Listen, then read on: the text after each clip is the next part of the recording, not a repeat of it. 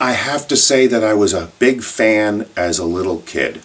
My dad took me into Nick's hot dog shop in Bethlehem on a Saturday because I went along with him in the washer repair business. The younger brother stayed home. He didn't want us fighting. But when we got into the place, Nick, Greek guy, loved wrestling. It would be on the top of the TV on top of the soda cooler. Always get Ma's orange juice, ketchup and onions on the hamburgers. And I was mesmerized by these larger-than-life action figures before there were action figures. And I remember even seeing the Wolfman with the X. It looks like mass tape across the screen. And that stuck with me. Again, I remember the Flyers, Philadelphia Flyers, and their run, and the Steelers in the late 70s. But sports didn't really do it for me.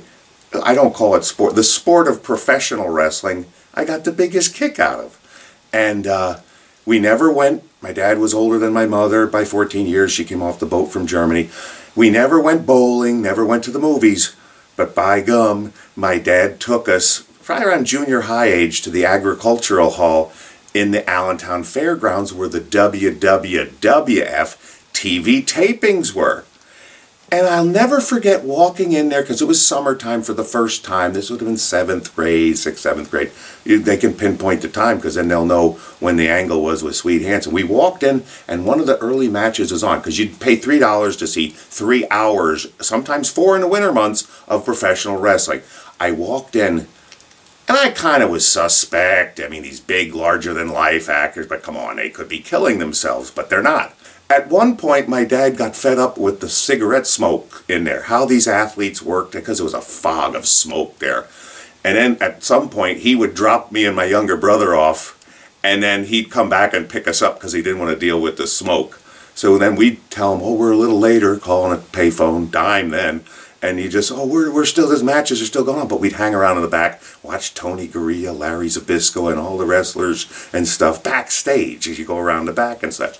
Well, as we're doing this, we're really, it got to the point where I kind of grew into it. So 7th, 8th grade, now I'm starting to work out with weights. And in wintertime, you could actually, because some people didn't show up for their more expensive ringside seats. So I would come down once they were not going to show up, and I'd go down and sit in the 2nd, 3rd row. And of course, you're opposite camera. And then I couldn't wait till Saturday, because every Tuesday was Bag Hall. And then the other one was in Hamburg on a Wednesday. And I'd sit there, I'd look for myself and see what kind of tight shirts I had on to showcase my arms looking at this stuff. And I'll never forget this story. There's 2 things, because I was there for the first Piper's Pit with Jimmy Snuka. And I was also there when, of all things, Larry Zbyszko turned on Bruno. Oh, we went up after that. There was, that wasn't fake blood. It was coagulating on the camera. There was a lot of blood there.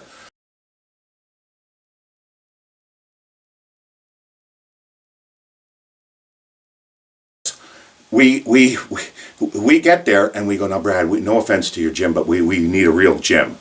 Well, he's in Hamel, Minnesota, a suburb of Minneapolis. He goes, well, there's actually a gym down the street. It's ranked the #1 gym in the country by the AAU. It's called The Gym. He goes, and 2 of the 4 owners are expecting you. We're like, what?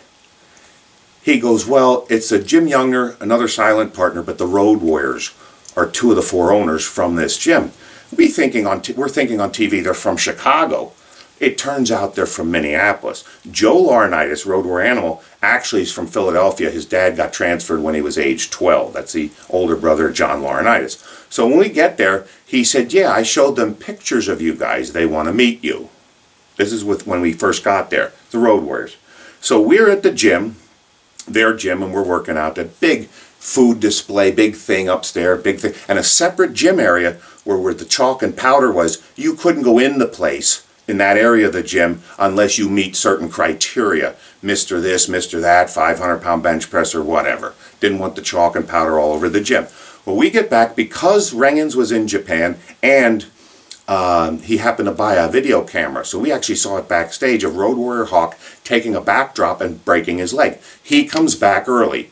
We look up. Now remember, they told us they knew who we were. They knew what we looked like. They saw pictures. We never knew they're from Minneapolis. We look up at him. He's got the bandana on. No face paint, obviously. I look up. He smiles. I give him a thumbs up. He comes down, talks to us. He goes, hey, Did you guys sign with Vern Gagne? No, don't. He's an asshole.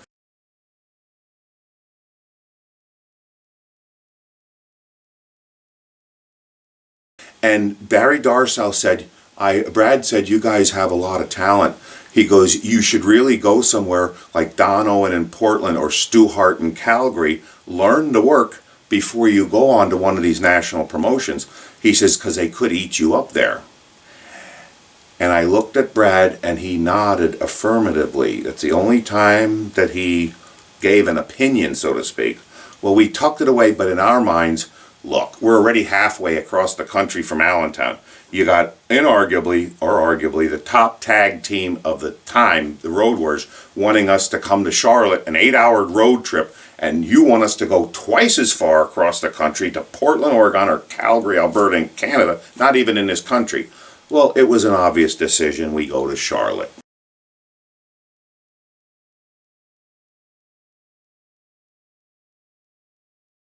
And I'd be sitting there talking to Stu Hart.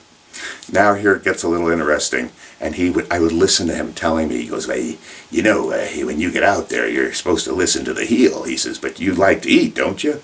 Yeah, I like to eat. And he goes, well, you know, you get to the buffet and you start picking around at the salad.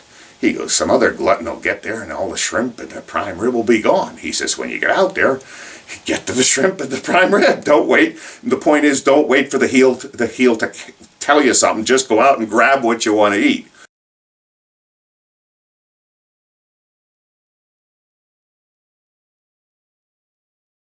No, I think we should have you, this is my Bruce Hart. You know, when people sound lower voiced to be more important than they are based on their stature.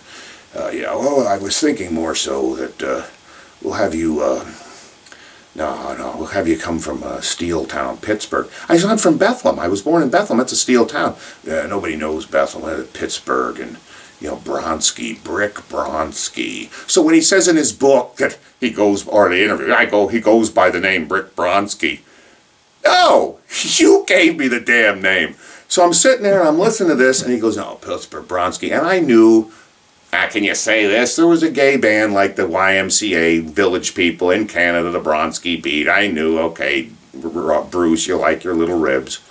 Didn't know until years later, another Tarantino story. We go up to visit Mrs. and Mrs. Hart, Mr. and Mrs. Hart, Stu and Helen Hart, up at 1991 SummerSlam or Survivor Series, and I went into Bruce, and he was there laying on the couch. And I said to him, I says, you know, I figured it out, Bruce, because you used to be a school teacher. I says, I knew about the Bronsky Beat, but I didn't know until a couple of years later when I got into the acting that the character Brick, I liked the name Brick. It was a character name on Santa Barbara and the Paul Newman role in Cat on a Hot Tin Roof. Never heard the name before. I said, but the alliteration worked. I says, but I found out a couple of years later, Bruce, knowing how you are, it wasn't just Bronsky from the Bronsky Beat. You knew literature. I says, when you see the movie, Paul Newman's character is struggling with alcoholism, which had nothing to do with me.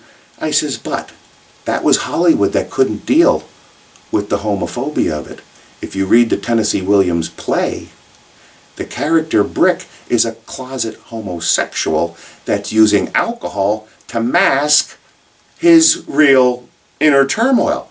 He had a smile. He loved that I figured it out. Or maybe he didn't. I don't know. Maybe he was turmoiled that I kept the name for the wrestling, but he gave me the damn name. Okay, so that's over with. The Drumheller Dinosaur. And this is what set the tone. So he was nice to me that night. That's the last time. I don't know what happened.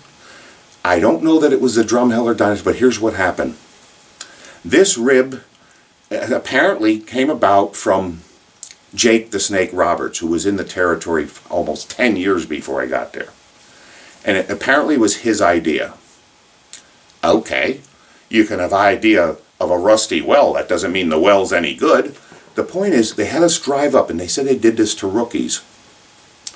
They go out of their way, I forget where it was, Lethbridge, it was Drumheller. There you go, the Drumheller Dinosaur. Bruce, he's not driving, he's in the passenger seat, and I'm in the row behind on this 12-seat van for the good guys, the bad guys are in another van. But we go up to this thing, And he's building this up. Yeah, there's a monument up there for Stu. And I got to know Mr. Hart and Mrs. Hart at this point. So it wasn't that first time. It was after this. We go up there and Bruce is building this up. Yeah, there's a monument up there. They've honored my father. It's a, it's a life-size statue of my dad. We get up to this thing, Drumheller. We get to the town square because there was a lot of dinosaurs found up there. There is a life-size 2-3-story high of a Tyrannosaurus Rex dinosaur. Building this up that this was a monument to his dad. If you ever met his dad, he kind of got older with his ostrich skin boots and the hair. Things get shorter. And I get there and there's like crickets from me. He turned around and he goes, oh, don't you think it's funny? And now I'm channeling my dad in me. I go, Bruce. He goes, don't you think it's funny? I says, no. I go, that's your father. And a lull just came over. Did I wig out? No, it didn't cause the fight in the dressing room. I was being sincere. It's like, how dare you, I wanted to say is, how dare you make fun of your father? Don't you think it's funny? Don't you think it's funny? No. Bruce. Like now I'm chastising him. Bruce. That's my dad's face. Bruce, that's your father.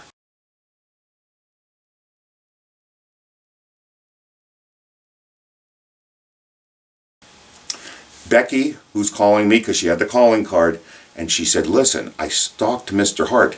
You better be careful what you do on the road. They may have a blanket party with you where they take you out of the van, cover you, and beat you up. I go, the true story. I says, you reassure Mr. Hart and you let them know that if anything like that happens, there's going to be 2 to 3 of them with their throats ripped out, just like you see in the movie Roadhouse. But this is real. So you let them know I'm going to be okay. They're in the van and they're doing these phony award toasts where somebody would say, oh, one will toast another. They'll bang the roof of the van, and then somebody will accept the award. They bang the roof of the thing. Well, I think it was Johnny Holiday in the back said, we're giving him a hard time, but I saw him down there. He's as big as Lex Luger without 2 left feet. You really take a different thing to whatever. And now here, I remember Carl Moffat sitting next to me, looks at me. He goes, well, what do you say, Brick? And here again, I couldn't just take it. I said, well, all I have to say is I believe that Mr. Stu Hart would not appreciate you people banging the roof of his van. And there was a collective like, oh, how much more can he know? What's he going to do? Now we're back in town. And I remember the 2 of them, the British Bulldogs. You can't touch Bruce. That's Helen's Bambi. That's where that whole, I knew his nickname, but you can't touch Bruce. That's Helen's Bambi. But you got to do something to Pillman. Apparently there was heat there with them and whatever. I went into the dressing room. Dynamite got there late. The British Bulldog was there. By the way, that's the only time the Bulldogs came to the Calgary on a Friday night after they went to the New York office. Whether they were in town or not, they never came to the TV tapings. They were only here for this thing.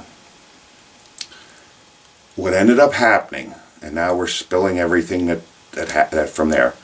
I came in, it's like, okay, I guess they're looking for a show. I told Bruce off, and he just kept avoiding me. Because he would walk away from me telling him everything you're doing, you have no respect for your father, I can't believe the way you treat him, blah, blah, blah. Carl Moffat, I says, these people treat you like idiots. You're the only one. I'm the only one that was your friend. Whether he wants to admit it or not, he cried. And I turned around, and there's Pillman. I never struck anybody first in my life. I wasn't going to punch somebody. And I slapped him. He looked both ways. He didn't seem to do anything. I turned away, and he fucking clocked me. And I understand. I remember Davey Boy Smith standing right there. He goes, Pillman had all his rings taken off. He liked his jewelry. He goes, but when you started arguing with Bruce, he put his rings back on. Just going with what I heard. And it hit me. It's like, whoa. Boom, boom, boom, boom. And then he like whatever it was with the hits, and he rushed me like a football thing. Well, I can say I never struck anybody to initiate a fight. it was the closest time I ever had to losing a fight. I never brought this up anymore because the guy passed away. And to jump ahead in the story, Tarantino it again, when he came back from Cincinnati after the torn tricep, we were like asshole buddies. Bruce was no longer in charge, and we would be at the mini march. Do you want anything? Now I'll walk in with you. It was okay. Everything was fine. Back to the story. He rushes me. If he didn't have a head of hair on him, I'd have never made it. All I knew how to do is just grab his hair, his head, and get his flailing arms away from me. He ran out of steam running me through these chairs in that dressing room there. Now everybody's piled in watching. And I'm on my ass on the floor with my legs spread. His legs are spread-eagled, and I got the back of his head. Now the punching stopped because he can't reach my face. I head-butted his head on the floor a couple times. Didn't do anything. Now at some point he reaches up. And that's where the whole story, somebody, I heard he took an eye out. No, he tried to. This eye. It came down, I held his tongue in the mouth. I held his middle finger in my mouth. I reached down and I ripped his shorts off. Again, now he's done. He's not doing it still. He's a bull. If I stop now, he's just going to get up. Well, my legs were between his legs, and the truth of the matter is, I kicked him square in the balls. Didn't do anything. I kicked him again, and the oomph went out of him. He slumbered back, stood up. I came up real quick, squared off, had his pants on. He goes, I've had enough of this shit. He leaves. There's Becky Wentz out there. And she's laughing. He goes, you shouldn't be laughing. It was your boy didn't end up any better than I did. So call it whatever you want. I spoke to Becky just a week ago. She didn't know he died. And she goes, oh, he was a cocky jerk. I said, yeah, but he died. He goes, oh, I'm sorry I said that then. He goes, and at the end I joked. And she goes, but he was. But the point is, I says, we got along after that. She never knew that we got along after that.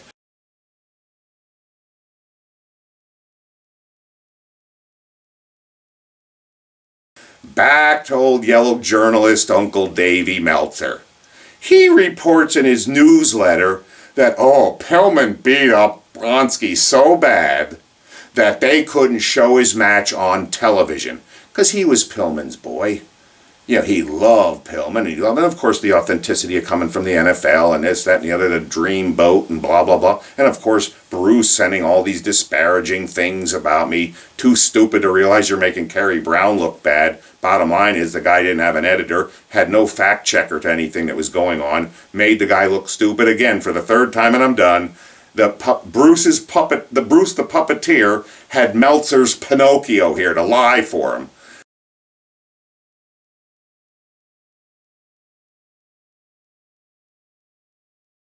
But at that point, I remember it was Mike Mittman, and he ended up being in our movie, Mass Mutilator.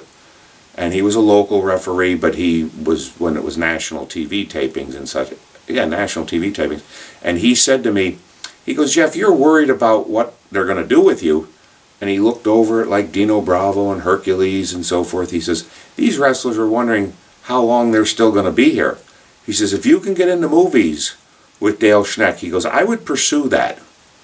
And it was at that same time that with the 6 months, 6 months into '89, so after 8 months total there with Titan, I tore the short head of the bicep off the bone. They said it'd be a 12 to 16 month recovery time, and I remember the good Mr. Schneck, the producer, executive producer of Mass Mutilator, said, I'd like to teach you how to read a monologue. You're not going to get many movie parts on just your meeting the hand, shaking the hand, and the person liking you. And I went to New York. We auditioned for a part in Sergeant Kabuki Man NYPD. Got the role. At the end of the second day on the set, Lloyd Kaufman wanted to give me the lead in the next movie, which is then we did Class of Nukem High 2 and 3. I have to say, I always admired as a kid growing up professional wrestlers that got into acting. We're talking from Mike Mazurki on the Munsters, Judo Gene LaBelle, Count Billy Varga. Most people don't know that Nick Bockwinkel was a supporting actor on an early episode of Hawaii Five-0, and Classy Freddie Blassie, I guess where they got the Hollywood fashion plate, he is on an episode of the Dick Van Dyke Show as Freddie Blassie, the champion, because they were based on the West Coast. So you can go on from there, from Terry Funk in Paradise Alley, went on to Roadhouse. Always wondered how, and hey, wrestling is truly could be an in. Well, now the rest is history with The Rock and John Cena and all that.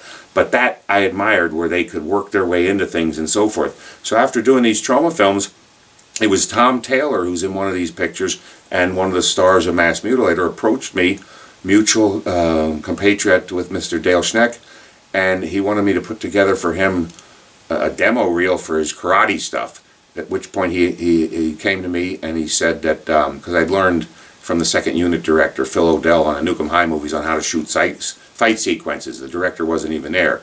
How to make sure that the shots are not missed and, missing punches and so forth. Well, he came to me and he said, I have this idea. The guy had a wonderful screenplay, Mass Mutilator. And he says, I believe if you can direct it, we can get Dale to propel this thing to the next level.